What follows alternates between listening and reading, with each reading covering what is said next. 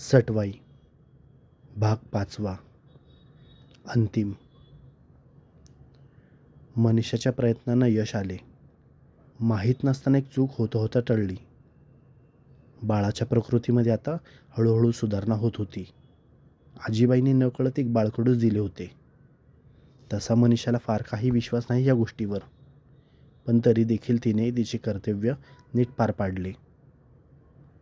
कारण बाळ बरे होणे आणि व्यवस्थित घरी येणे हाच मनीषाचा अट्टहास होता.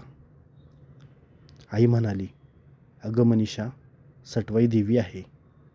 पूर्ण जगाची शक्ती आहे. पूर्ण ब्रह्मांड तिच्यामध्ये व्यापलेले आहे. ती देवी तुझ्या साडी ओटी नारळासाठी उपाशी नाही ना, त्यासाठी ती तुझ्या बाळाचे, एवढ्याशा लहान लेकराचे हाल करेल. अगं, मान्यता आहे की बाळ जरी आपले असले तरी बाळाच्या जन्माच्या केसावर आई सटवाईचा हक्क असतो. म्हणून तर बाळाच्या जन्माच्या केसांना जावळ बोलतात. आईच्या मानापानासोबत बाळाच्या 5 बटी तिला अर्पण करतात आणि बाळाच्या दीर्घायुष्याची प्रार्थना करतात. यात काही अंधश्रद्धा नाही आहे. देवाने जे बाळरूपी फळ दिले आहे आपल्याला, त्यासाठी आपण एक प्रकारे देवाचे आभारच मानतो आणि त्यांचे आशीर्वाद घेतो. आईचे बोलणे मनीषाला पटले.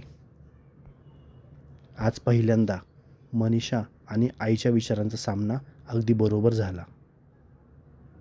मनीषा बोलली, आई, चुकले माझे. मला असल्या काही प्रथा असतात हे माहीत नव्हते. शिवाय मी तुमचे काहीच न ऐकता बाळाचे केस कट केले. मला माफ करा. तेवढ्यात महेश बोलला, आई, बाळाचे केस तसे मी अजून जपून ठेवले आहेत. मला जास्त काही माहीत नाही, पण बाळाचे केस असे कचऱ्यात कसे टाकायचे म्हणून मला शंका आली आणि मी ते केस माझ्या डोअरमध्ये ठेवले. ठरल्याप्रमाणे मनीषा आणि महेश बाळासोबत देवीकडे मानपान करतात. आता बाळ पूर्ण बरे होऊन घरी आले. आई आणि आजीने सांगितल्याप्रमाणे आम्ही देवीचा मानपान करून बाळाचे बट तिथे वाहिले आणि गोड नैवेद्य दाखवून घरी आलो. देव कशाचा भुकेला नसतो, पण वाट चुकली की योग्य वाटेवर सुद्धा देवच आणतो.